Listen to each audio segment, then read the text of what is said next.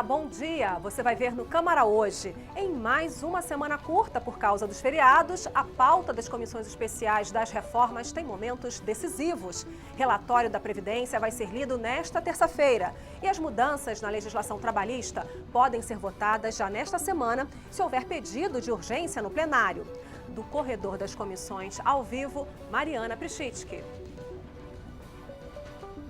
Além da reforma trabalhista, aqui no corredor das comissões tem reforma da Previdência e reforma política. E do Salão Verde, também ao vivo, Carolina Nogueira. Duas medidas provisórias estão na pauta do plenário. Deputados tentam mais uma vez votar o projeto de recuperação dos estados superendividados. Hoje é terça-feira, 18 de abril. Agora em Brasília, 8 horas e 54 minutos. Esses são os destaques do Câmara hoje, que já está no ar.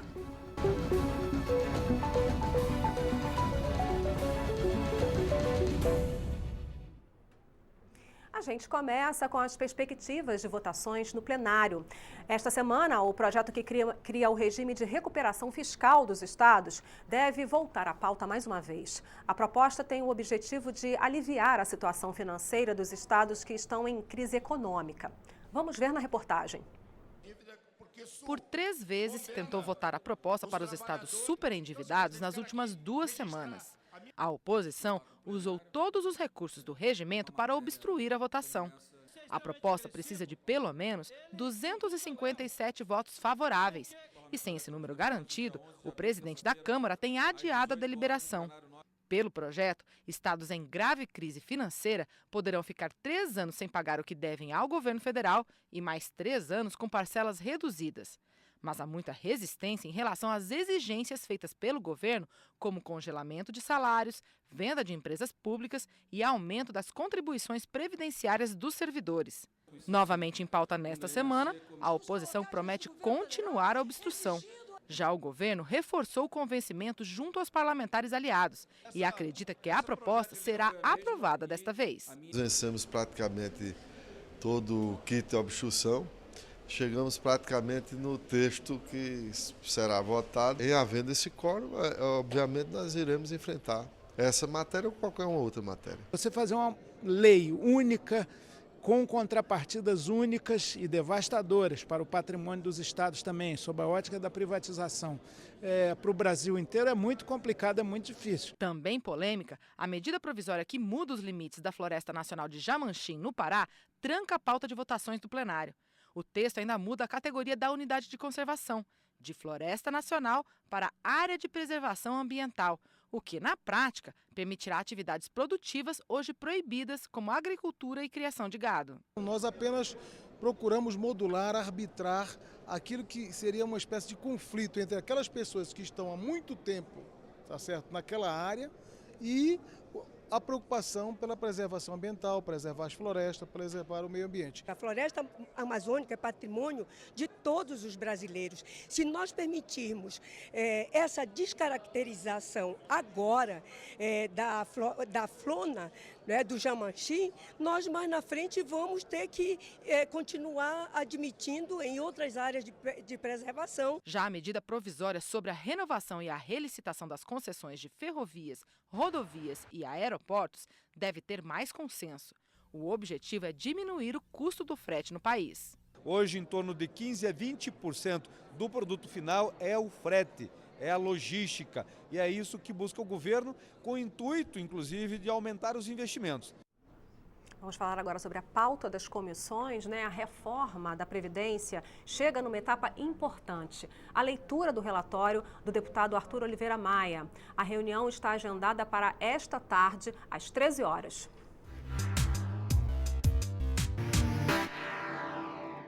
A leitura do relatório é mais ou menos como um rito de passagem.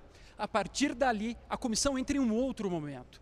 Todos vão saber exatamente quais sugestões de mudanças foram aceitas e quais sugestões foram recusadas. O relator, o deputado Arthur Oliveira Maia, já vinha falando em mexer em 5 pontos. São eles: o benefício da prestação continuada, as pensões, a aposentadoria rural, a aposentadoria de policiais e de professores e também nas regras de transição. Esses 5 pontos devem mesmo mudar na proposta original do governo. Como? Quando? São detalhes que estarão no relatório. Mas, para além desses 5 pontos, é preciso entender esse momento também do ponto de vista político. A última vez que a comissão esteve reunida foi no final do mês passado. Desde então, o relator conversou com diferentes partidos e também com o Palácio do Planalto. Será que foi o suficiente para conseguir apoio à reforma? Como a oposição vai agir? São questões que só vão ficar mais claras a partir das 11 horas da manhã dessa terça-feira, quando a comissão voltar a se reunir para a leitura do relatório sobre a reforma da Previdência. A Comissão de Defesa dos Direitos da Mulher realizou uma audiência pública sobre a reforma da Previdência. A idade e o tempo de contribuição para a aposentadoria das mulheres foram os principais pontos do debate. Numa audiência pública com grande presença feminina, o assunto foi a proposta de equiparação da idade e do tempo de contribuição para a aposentadoria de homens e mulheres. Atualmente, a lei prevê 5 anos a menos para a aposentadoria da mulher. A representante da Ordem dos Advogados do Brasil citou artigos da Constituição Federal para criticar a proposta do governo, que estabelece regras iguais para os 2 sexos. Para a advogada, a mulher merece tratamento previdenciário diferente porque, na média, ela tem salário menor e não só isso. A igualdade de oportunidades, a gente verifica que nos cargos mais altos ainda existe uma seletividade que as mulheres não chegam, E a questão da jornada. As mulheres, isso já ficou comprovado, tem vários estudos, que as mulheres trabalham muito mais do que os homens, porque existe ainda o trabalho doméstico, que é a segunda jornada. A Procuradora Regional da República, que defende a proposta do governo, mostrou números para argumentar que os gastos previdenciários estão muito acima do que é investido em outras áreas importantes, como saúde e educação. Para Zélia Luiza Pierdonat, a Seguridade Social deve seguir o modelo de outros direitos sociais que não diferenciam o sexo, somente a idade, como o benefício de prestação continuada destinado a pessoas em vulnerabilidade social e o próprio Estatuto dos Idosos, que não distingue homens e mulheres. Aqui na audiência se falava que as situações desiguais devem ser tratadas de maneira desigual. E eu concordo plenamente com isso. Só que, no meu entendimento, não é a política previdenciária que vai buscar transcender esta realidade fática, mas sim com outras políticas. A comissão também ouviu a representante da CONTAG, que defendeu um tratamento diferente para as mulheres da agricultura familiar. Segundo a agricultora, elas têm expectativa de vida menor, rendimentos suficientes apenas para a sobrevivência e uma jornada de trabalho bem maior. Nós estamos no campo, nós acordamos às 4 horas da manhã para poder fazer a lida do dia a dia, que é botar comida para os bichos, entendeu? Que é fazer o café da manhã para as crianças, caminhar quase 1 quilômetro para deixar a criança num ponto de ônibus, porque na maioria das nossas comunidades nós não temos escola rural. Para as deputadas que participaram da audiência pública, é preciso avaliar melhor a situação das mulheres antes de votar a reforma da Previdência. Defendo a ideia do governo, mas não agora. É preciso preparar, é preciso dialogar, é preciso verdadeiramente que haja essa transição. E isso se faz não do dia para a noite, como está sendo posto aí. Isso se faz com diálogo e principalmente com educação. Como a mulher tem já 7 anos mais na expectativa de vida, que é 79, ela vai viver mais e ela está cada vez mais no mercado. Então o mundo inteiro já fez isso. O mundo já colocou 65 anos de idade. São raros países que não têm 65 anos de idade. O Brasil é um deles. São muitas as dúvidas, a reforma é muito pesada, é muito dura. A gente entende que você vive um problema de uma crise geral, mas há que se fazer várias modificações sob pena de que a bancada feminina não possa acompanhar o governo nessa matéria. E agora eu vou direto para o corredor das comissões conversar com a Mariana Prischitski. Bom dia, Mariana. A gente tem outras pautas muito importantes essa manhã aí no corredor. Reforma política e comissão mista de orçamento também tem reunião marcada lá no Senado, não é isso? Isso. Isso, Vera, isso tudo acontece aqui no corredor das comissões, à tarde. A Comissão da Reforma Política está marcada para 14 horas para discussão do relatório parcial apresentado pelo relator, deputado Vicente Cândido, do PT de São Paulo. Entre os pontos principais do texto que ele já anunciou, está a proposta de adoção da lista fechada para eleições proporcionais, né, de deputados e vereadores, e com financiamento público de campanha, o que, segundo ele, seria possível com essa lista pré-ordenada pelos partidos. Então, essa discussão parcial da reforma política, às 2 da tarde. Além disso, às 2h30 tem uma nova reunião, uma tentativa de instalar de eleição da mesa da Comissão Mista de Orçamento. Já tem trabalho na mesa da Comissão de Orçamento para esse ano, porque chegou no final da semana passada, dia 13, antes da Semana Santa, a LDO, Lei de Diretrizes Orçamentárias para 2018. É um projeto do governo e é uma espécie de prévia do orçamento da União para o ano que vem. Nesse projeto que chegou ao Congresso antes da Semana Santa, prevê um salário mínimo para o ano que vem de R$ 979, déficit público de 131 bilhões e o crescimento do PIB, o Produto Interno Bruto, de quase 2,5%. Esses são os destaques do corredor das comissões. Daqui a pouquinho eu volto, Vera, porque tem reforma trabalhista para começar daqui a pouquinho. Obrigada, Mariana. Volta sim, até já. E você já viu nesta edição do Câmara Hoje, o plenário tenta votar mais uma vez nessa semana o projeto que cria o regime de recuperação fiscal dos estados. Leitura do relatório da reforma da Previdência está marcada para esta tarde. Agora em Brasília, 9h04. E você vai ver depois do intervalo. Aumentar o tempo de internação de menores infratores pode piorar o sistema que já é caótico, alertam especialistas na comissão especial que analisa mudanças no Estatuto da Criança e do Adolescente. E mais. Está pronta para ser votada no plenário a regulamentação do lobby. A ideia é tornar mais transparente a atuação de grupos de interesse aqui no Congresso Nacional. Os detalhes já.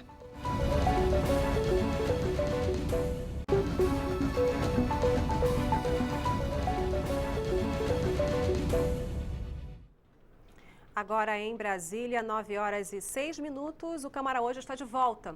E eu vou para o corredor das comissões conversar de novo com a Mariana Prichitsky, que está por lá. Oi, Mariana.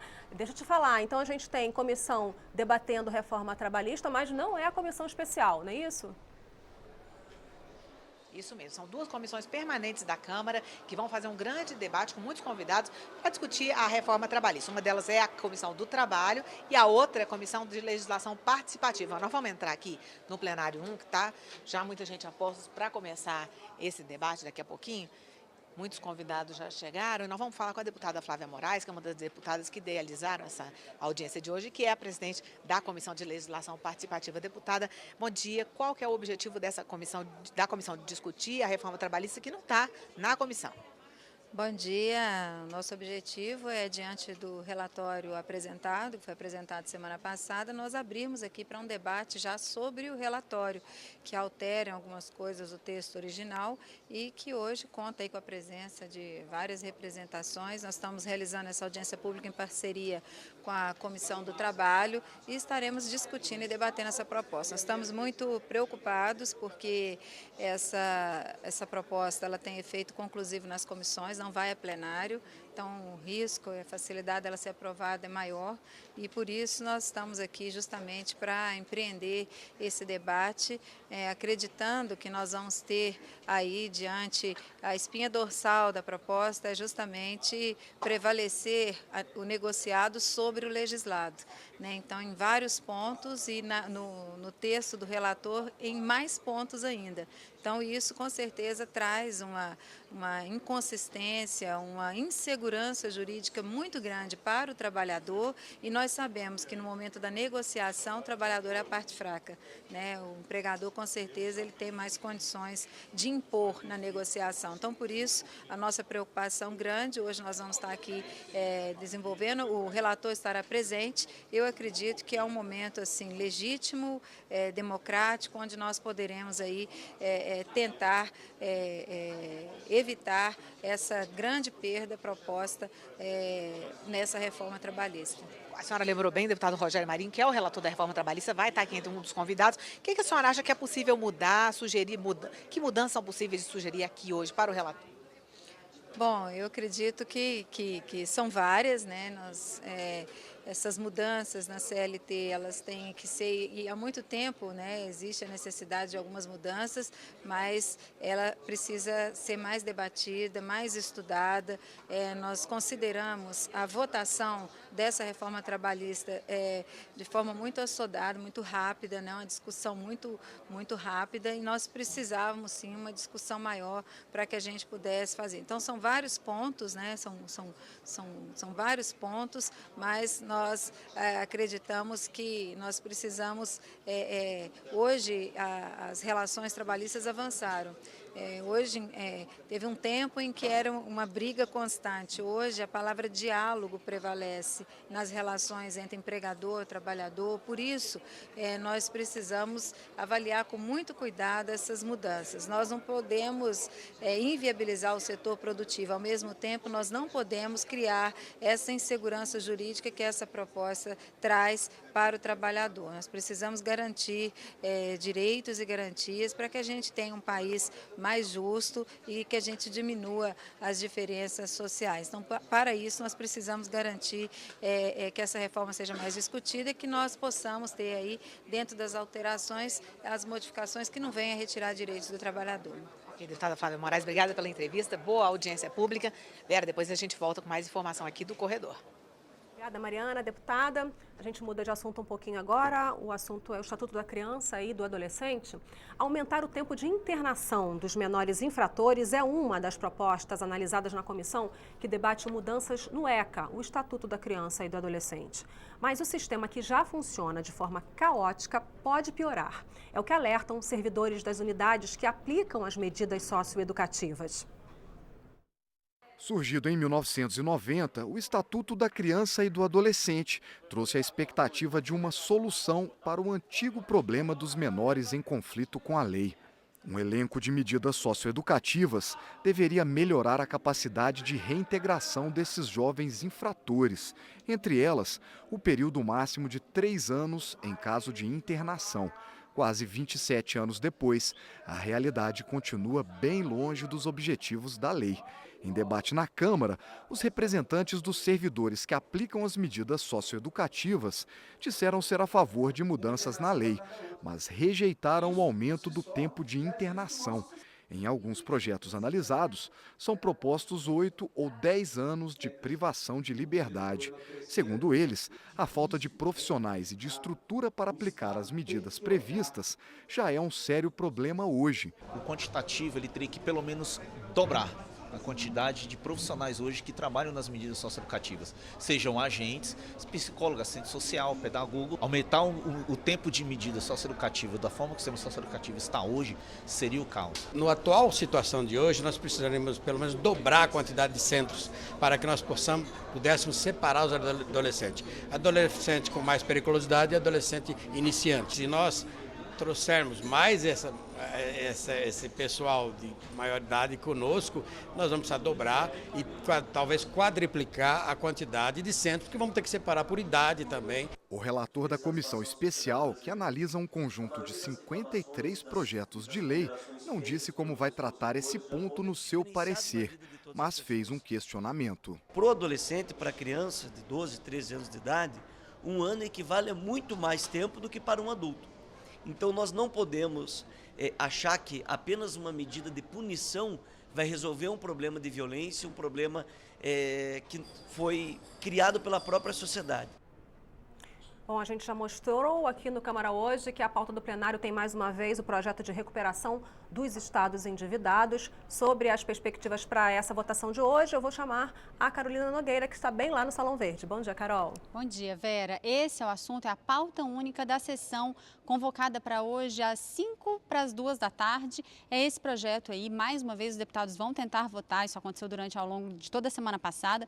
Mais uma vez a tentativa de votação desse projeto de socorro aos estados superendividados. O relator, deputado Pedro Paulo, fez mudanças, tornou as contrapartidas que os estados precisam entregar um pouco mais leves. A gente vai conversar sobre isso, sobre a expectativa dessa votação com o deputado João Daniel. Ele é vice-líder do PT de Sergipe. Deputado, bom dia. O senhor acha que com essas alterações vai ser possível votar esse projeto? Olha, nós temos um compromisso que o governo federal precisa negociar e apoiar os estados.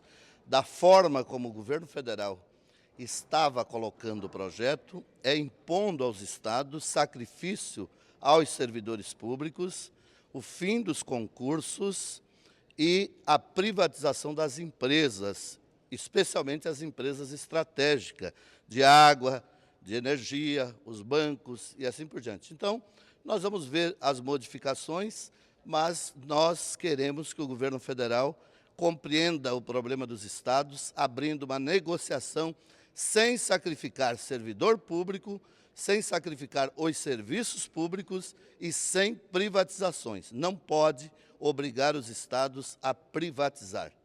Expectativa do senhor também, deputado, tem muito sido dito sobre a possibilidade de tentativa de aprovação em plenário, de uma urgência para que a reforma trabalhista, que está lá na comissão especial, seja votada em plenário. Isso é uma tentativa aí de pressionar a aprovação da reforma lá na comissão especial?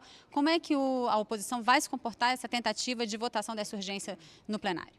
Olha, a nossa expectativa é de fazer obstrução, é de fazer oposição a esta reforma trabalhista que quer ser colocada para votação. Esta proposta de reforma trabalhista, ela modifica e retira conquistas históricas, muda toda a nossa legislação trabalhista, fragiliza a classe trabalhadora, fragiliza o movimento sindical, apenas ajuda a levar lucro para o grande capital e para os empresários.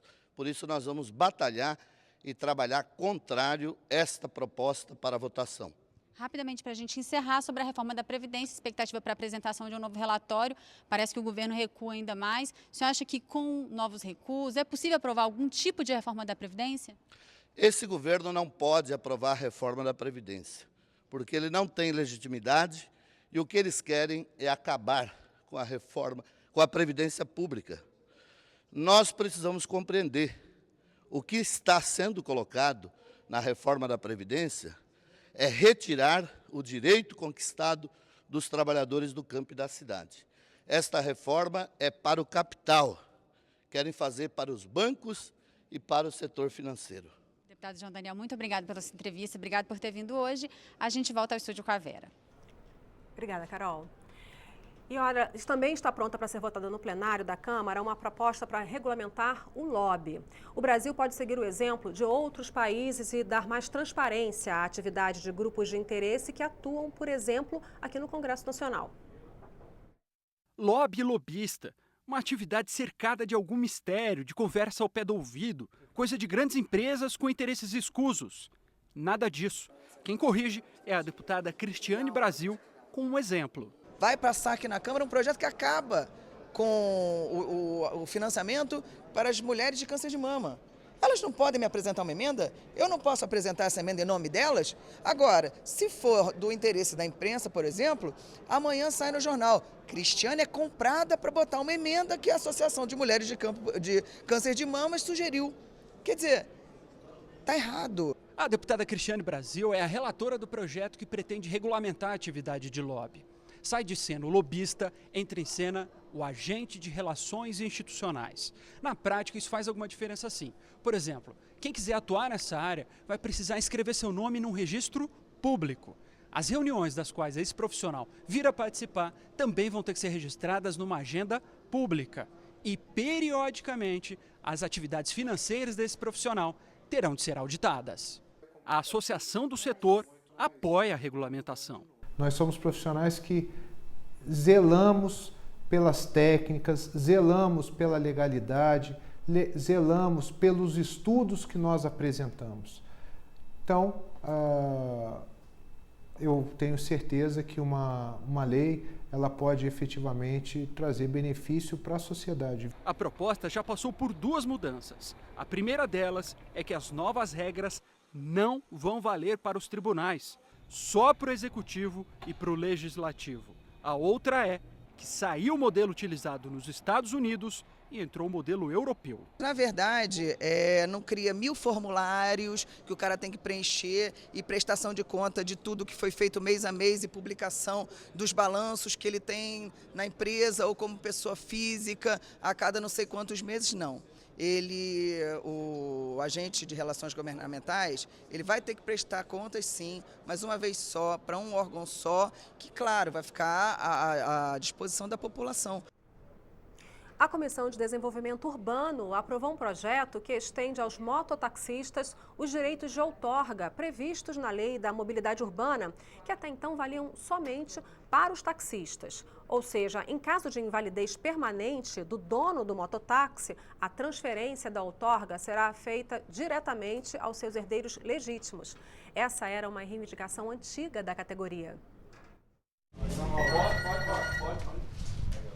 Pontual Mototáxi, boa tarde. Os donos de mototáxi vão poder transferir a concessão aos herdeiros legítimos em caso de invalidez permanente, exatamente como acontece hoje com os taxistas. O projeto ele propõe que o mototaxista também tenha o direito à outorga do serviço, ou seja, a permissão possa ser passada para parentes ou para pessoas que atendam aos requisitos propostos na Lei 12.587, que é a Lei de Mobilidade Urbana. Isso traz mais tranquilidade ao mototaxista e também à família dessa pessoa, que vai poder, inclusive, direcionar esse serviço, dar continuidade, ao serviço aos seus familiares. A proposta recebeu parecer favorável do relator, deputado Leopoldo Meyer, com algumas alterações. Aproveitando, então, o projeto inicial, permitindo aos mototaxistas que tenham os mesmos direitos de exploração que os taxistas e que taxistas e mototaxistas também, quando de invalidez permanente, eles possam também transferir aos familiares o direito de concessão. Em 2010, há 7 anos, os táxis, mototáxis e as vans já eram o meio de transporte mais usado em mais da metade dos municípios brasileiros. Constatação do IBGE, o Instituto Brasileiro de Geografia e Estatística. E ainda, em 54% das cidades havia serviço de transporte por mototáxi, principalmente em municípios com população entre 50 e 100 mil habitantes. Eu acho que a regulamentação, nesse caso, vai trazer mais segurança e mais garantias ao serviço. Vindo essa outorga nacionalmente, para todo o Brasil, facilita para todos os trabalhadores que necessitam de uma situação dessa. Acredito que deve sair sim para nós, num projeto nacional que leva para todo o Brasil. Thaís é contadora, mora em São Sebastião, cidade a 20 quilômetros de Brasília. Ela usa o serviço de mototáxi para tudo e há muito tempo. Há 5 anos eu uso mototáxi por conta da praticidade e da agilidade também. É mais barato que um táxi. Onde eu moro não tem linha de ônibus acessível. Só tem um ônibus. Para chegar na minha casa eu desço aqui em São Sebastião e eu sou obrigada a pegar o mototáxi. Até serviços de banco, eu utilizo mototáxi, de entrega, não só de passageiro, né? Mas também outros serviços.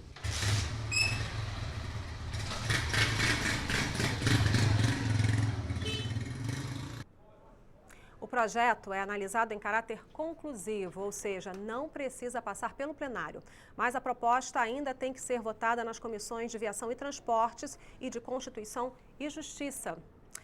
Eu vou então chamar de novo a repórter Mariana Prestiti, que está lá no corredor das comissões. A Mariana está me ouvindo? Não é agora. A Mariana está se preparando?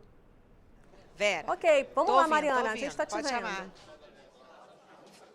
Tá bom, nós estamos aqui com o Admilson Moreira dos Santos, que vai representar aqui nessa audiência pública da Comissão da Legislação Participativa e da Comissão do Trabalho para discutir a reforma trabalhista. Ele vem aqui representar o Ministério do Trabalho. A gente ouve muitas críticas à reforma trabalhista, pressa na discussão, negociado sobre o legislado. Qual a posição do Ministério do Trabalho em relação à reforma trabalhista em discussão aqui na Câmara? Nós temos que a CLT, embora venha sido reformada durante esses anos, desde 43, ela continua desatualizada. E quando a gente analisa do ponto de vista da garantia de direitos, da segurança dos acordos coletivos de trabalho, nós constatamos que muitas das vezes aquilo que é pactuado entre o trabalhador, pelo seu sindicato e o empregador, não é observado pela Justiça, embora a Constituição reconheça os acordos de convenção coletiva. Então a proposta que nós estamos trazendo, que o relator também encampa, é no sentido de dar segurança jurídica ao que é pactuado entre o sindicato de trabalhadores e as empresas. De alguma maneira, isso pode representar a perda de direito dos trabalhadores? Pelo contrário, um dos princípios que o governo adotou e que também a reforma adota é a preservação de direitos. Garantia de segurança jurídica, mas com preservação de todos os direitos dos trabalhadores. A questão da terceirização vai entrar na reforma trabalhista? Como é que o senhor vê isso como governo? Essa proposta não constou da proposta original do governo, mas foi encampada pelo relator, inclusive para poder dar mais garantias para os trabalhadores terceirizados. Como é que o governo está trabalhando? Qual o prazo para aprovação aqui na Câmara, discussão no Senado? Olha, esse é um rito do Congresso que o Executivo não lhe compete discutir. Ok, Edmilson Moreira dos Santos, então obrigada pela entrevista, representando o Ministério do Trabalho aqui nessa audiência pública que começa daqui a pouquinho. Vera. Obrigada, Mariana. Olha, você já tomou vacina contra a dengue? Ela é autorizada pela Anvisa desde 2015 para pessoas de 9 a 45 anos, mas só está disponível em clínicas particulares por pelo menos R$ 132 cada uma das 3 doses recomendadas. Uma audiência pública aqui na Câmara discutiu por que a vacina ainda não foi incluída no calendário do Ministério da Saúde. A Comissão de Seguridade Social e Família recebeu representantes da Anvisa, do Ministério da Saúde e do laboratório internacional que produz a vacina contra a dengue. Eles trouxeram dados para mostrar que, apesar de o número de casos ter diminuído este ano no país, deve voltar a crescer. O Ministério da Saúde concorda que implantar a vacina, como já faz o Paraná em 30 municípios, é uma medida de saúde pública importante. A vacina ela tem uma eficácia adequada, ela tem pouca reatogenicidade, ela de fato previne 93% dos casos graves, previne hospitalizações 81%. Então nós não temos dúvida que é uma vacina que foi bem estudada pelo laboratório, mas que o Ministério da Saúde, quando implanta uma vacina no Programa Nacional de Imunizações, ele passou a fazer esses estudos de custo-efetividade e nós não estamos com esses estudos prontos. Mesmo o laboratório admite que ainda é preciso estudar para quem e onde a vacina deve ser aplicada no Brasil. A população de 116 milhões vai se tornar inviável e muitas vezes não é necessário vacinar todos porque existe uma coisa chamada proteção indireta. A partir do momento que eu vacino um grande número de pessoas, quando o mosquito picar, ele não vai se contaminar. Então, eu vou proteger os outros que não tomaram a vacina. A diretora do Sanofi calcula que esses estudos ainda podem demorar até 2 anos. Mesmo prazo estimado pela Anvisa para os testes de outra vacina, que está sendo desenvolvida pelo Instituto Butantan, um laboratório público. Na avaliação de alguns dos deputados, a inclusão no calendário do Ministério da Saúde vai enfrentar outros obstáculos. Infelizmente, a nossa limitação orçamentária financeira já está tendo um impacto extremamente negativo para a saúde e vai se agravar mais a partir do próximo ano. E não acredito que vai ser fácil achar espaço orçamentário dentro do Ministério da Saúde para incorporação na escala adequada e necessária uma nova vacina, mas vamos estar cobrando isso. Quem propôs a audiência é mais otimista. Agora a gente espera que o Ministério da Saúde conclua os seus estudos de custo-efetividade para que em breve ele possa estar dando uma resposta a toda a população, a todo cidadão e que a gente em breve tenha essa vacina incorporada no calendário nacional de imunização. Para lembrar o Dia Mundial de Conscientização do Autismo, celebrado no início do mês, a Câmara realizou nesta segunda-feira uma sessão solene. Mas a comemoração também foi marcada por protestos. Em frente ao Congresso Nacional, parlamentares e familiares de autistas fizeram um protesto contra a reforma da Previdência. Eles temem que as mudanças ameacem o acesso dos autistas adultos aos benefícios previdenciários. A nossa previdência não vai quebrar em função da pensão dos autistas e eles não têm apoio do poder público para as terapias. Os autistas adultos, como você viu a faixa, estão pedindo socorro, porque não existe nenhuma terapia de apoio, nada para eles. Ainda vai ser tirado a sua pensão. E há uma inquietação muito grande, né, com relação à perda de direitos que nem se alcançou ainda, na sua plenitude. Mas o vice-líder do governo garante que não há motivo para preocupação. Está absolutamente assegurado o benefício para o autista. Um salário mínimo vinculado ao salário mínimo e não será menor que o salário mínimo. Na sessão solene foi lembrada uma importante conquista legislativa, a aprovação em 2012 de uma lei que instituiu a Política Nacional de Proteção dos Direitos da Pessoa com Transtorno do Espectro Autista. Basicamente, a lei reconhece que os autistas têm os mesmos direitos que todos os outros pacientes com necessidades especiais no Brasil. Todo ser humano nasce livre e igual em direitos e em dignidade. Por isso, o trabalho que tem sido desenvolvido para que todos os seres humanos possam se sentir livres e iguais em direitos e em dignidade. E tem novidade no portal E-Democracia, o site da Câmara dos Deputados, que permite a participação social no processo legislativo. Até quinta-feira, quem visitar a Câmara vai poder conferir a demonstração das novas ferramentas disponíveis na internet. O objetivo é garantir uma maior interação dos cidadãos com os deputados. O portal E-Democracia está de cara nova e muito mais eficiente. Qualquer pessoa pode enviar perguntas aos deputados e até sugestões sobre projetos de lei e os diferentes temas em discussão na Câmara dos Deputados. O novo formato é resultado de um esforço para melhorar a interatividade. O acesso pode ser feito até por aparelhos celulares. De acordo com a diretora-geral adjunta da Câmara, o portal recebeu várias sugestões dos internautas para garantir a interação desejada pelo público. Ela conta que o E-Democracia se tornou referência para os parlamentos de todo o mundo. Qualquer cidadão pode acompanhar a elaboração dos projetos de lei e propor mudanças em cada dispositivo. Além de inovadora, a ferramenta é democrática. Permite a participação do cidadão dentro do processo legislativo, ainda quando os projetos de lei, as proposições legislativas ainda estão sendo assim, discutidas nas comissões. E também o cidadão pode estar interagindo com o relator das proposições, o que facilita para o parlamentar também a sua decisão, ou seja, o processo decisório do parlamentar conta com esse apoio também, mais uma vez, do cidadão. O representante do povo brasileiro tem uma oportunidade de ter um contato mais próximo com aquele cidadão interessado naquela matéria, naquele projeto que ele ou que a casa está discutindo. Outra novidade é o Fórum de Debates Expressão. Por meio dele, é possível interagir à distância com debatedores e deputados que participarem de uma audiência pública.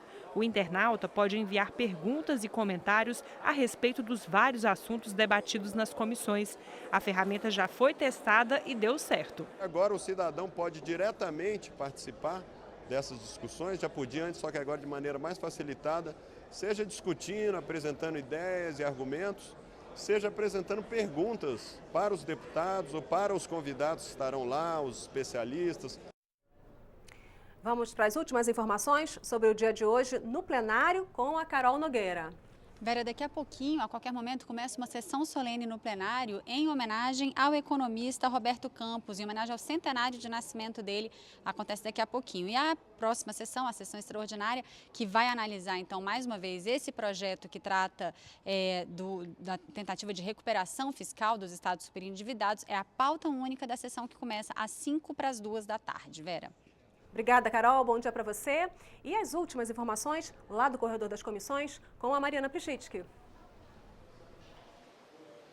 Isso, Vera, tem muito mais que reformas aqui no corredor das comissões nessa manhã. A Comissão de Agricultura, por exemplo, vai fazer uma audiência pública marcada para as 10 para discutir a realização do Censo Agropecuário de 2017 em todo o território nacional. Na Comissão de Educação, o debate também agora pela manhã é sobre o desenvolvimento da leitura no Brasil. A Comissão de Esporte vai fazer uma mesa redonda com 20 convidados. Em pauta, a atual situação da Confederação Brasileira de Desportos Aquáticos e o futuro dessas modalidades, natação, saltos ornamentais, nado sincronizado, polo aquático e maratonas aquáticas. Para a gente lembrar um pouquinho, no mês passado, a Justiça do Rio de Janeiro determinou o afastamento da diretoria da Confederação, liderada pelo presidente Coraci Nunes. No início de abril, Coraci Nunes foi preso na Operação Águas Claras da Polícia Federal e Ministério Público Federal em São Paulo. A investigação apura o desvio de 40 milhões de reais repassados à Confederação nos últimos 5 anos. Há indícios de um esquema esquema de desvio de recursos públicos do Ministério do Esporte por membros da diretoria da Confederação Brasileira de Desportos Aquáticos. Essa audiência pública, então, marcada também, uma mesa redonda, marcada para as 10 horas na Comissão do Esporte. Além disso, à tarde, uma audiência que interessa muito aos brasileiros, nessa época de vários feriados ao longo do mês de abril, é a Comissão de Defesa do Consumidor, que vai discutir às 2h30 da tarde a resolução da ANAC, que permitiu a venda de franquia de bagagem na forma separada de passagens aéreas. Então, assuntos muito variados nessa terça-feira aqui no Corredor das Comissões. Vera. Obrigada, Mariana. A gente acaba de receber a informação que o presidente da Comissão da Reforma da Previdência, o deputado Carlos Marum, numa entrevista coletiva agora pela manhã, acabou de informar que a reunião que estava marcada para esta tarde, para a leitura do relatório, foi transferida para amanhã. E nesta edição do Câmara Hoje, você viu, o plenário tenta votar mais uma vez nesta semana o projeto que cria o regime de recuperação fiscal dos estados. E está pronta para ser votada no plenário o projeto que regulamenta o lobby. A ideia é tornar mais transparente a atuação de grupos de interesse aqui no Congresso Nacional. E esta edição do Câmara Hoje está chegando ao fim. A gente pode voltar a qualquer momento durante a nossa programação com mais informações para você. Hoje é terça-feira, 18 de abril. Neste momento em Brasília, 9h35. Para você, um ótimo dia.